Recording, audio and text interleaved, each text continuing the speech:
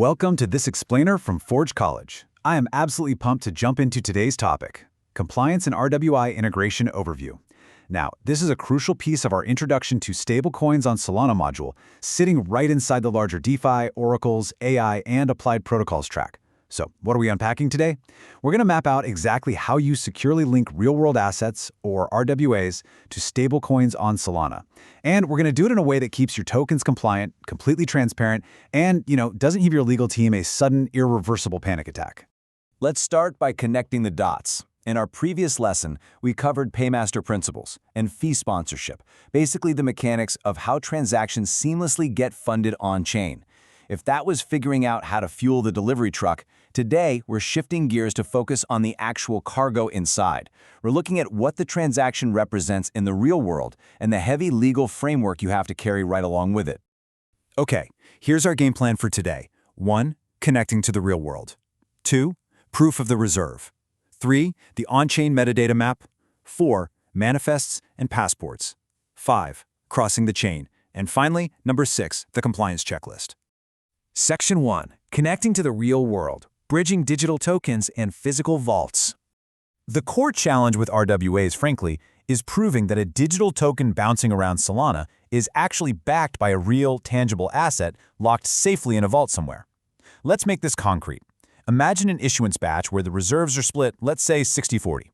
60% is cold, hard cash sitting in a regulated bank, and 40% is short-term tokenized commercial paper held on a custodian's ledger. This kind of precise split, it's super common. But representing it cleanly on-chain, well, that's where the real engineering starts. Moving to Section 2, Proof of the Reserve, satisfying the regulators. Look, regulators absolutely do not care about good vibes. They want absolute, unshakable proof. The old trust me, the money's there bro days are dead and gone, and honestly good riddance.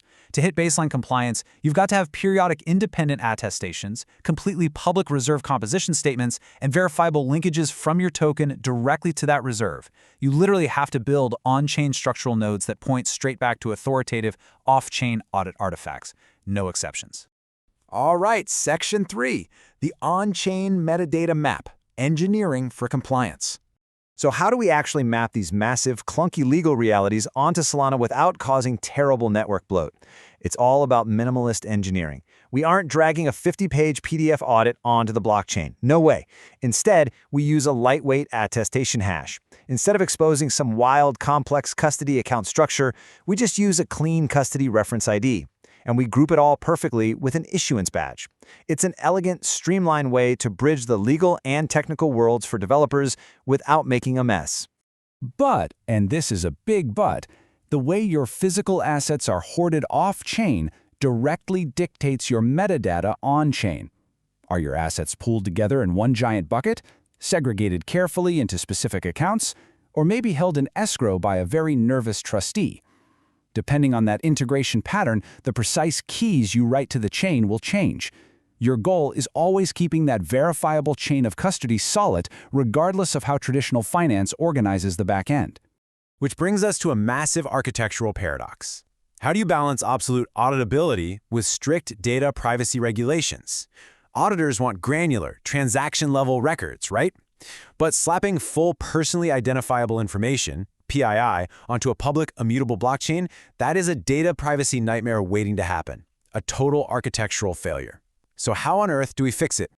Let's find out in Section 4, Manifests and Passports, the mental model for privacy and proof.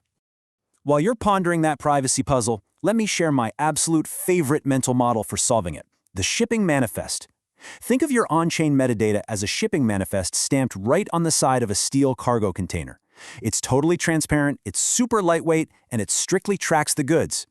Anyone on the network can look at the container, see the batch ID or the attestation hash, and know the cargo is legit, all without giving away a single personal secret of the sender or receiver. On the flip side, you have the passport. This is your highly sensitive identity credentials, your deep KYC and AML checks, those heavy 50-page audit docs.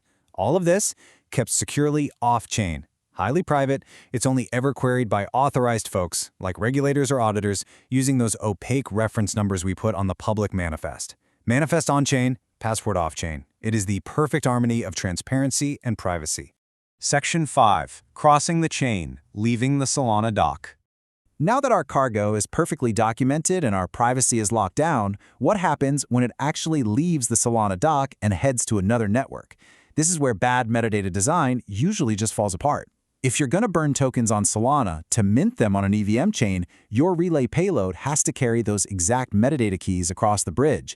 The attestation hash and custody reference ID must survive the trip so the receiving chain's registry can point right back to the original custodian's ledger without skipping a beat. Think about it like this. If you mint exactly 10,000 tokens in a specific batch on Solana, some grumpy auditor 6 months down the line must be able to match that exact issuance batch and its attestation hash perfectly across both chains. If the math or the metadata doesn't align flawlessly on the destination chain, boom, your compliance is completely broken. This is exactly why your metadata structures have to be serializable, immutable, and hyperportable. If your metadata is bloated, or actually if it relies on some opaque off-chain context the other blockchain can't even read, it simply won't survive the jump across the bridge. You have to keep it lean, keep it mean, and keep it portable. Okay, Section 6, the Compliance Checklist, Practical Engineering Tools. Theory is super fun, but we want to make sure the stuff you build actually works in the wild, right? So, run your token flows through this cross-chain readiness checklist. Does your attestation hash map cleanly to an audit doc? Do you have a stable custody ID format? Is your reserve composition preserved? Are settlement references included? And, absolutely crucial here, is PII strictly off-chain? If you can confidently check off every single one of those boxes, your token flow is materially closer to being cross-chain ready without violating a single regulatory rule. So, I'll leave you with this final provocative thought for your own builds. Is your token's metadata packed efficiently enough to actually survive a cross-chain jump without shattering its auditability? If you're hesitating, it might be time to rethink that architecture. As you gear up for our next lesson, where we'll be diving into CCTP message formats within our wider stablecoins and RWA track, keep that shipping manifest model firmly stuck in your head.